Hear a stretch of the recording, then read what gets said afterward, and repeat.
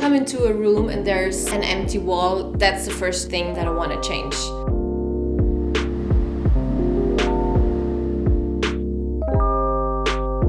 When people ask me how I found my style or how I found my shapes, it's really hard to explain because I can't really answer it.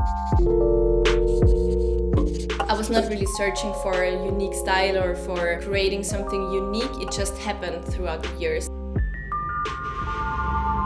I am inspired by everyday life, by movements, by my surroundings.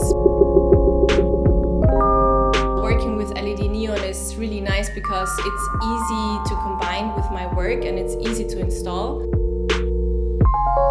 So I think it's really just a nice mixture of arts with the colors, textures, and now with the lighting.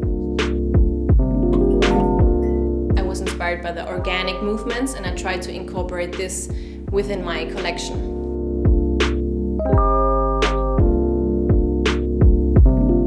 I'm Schnee. I'm a visual artist based in Berlin.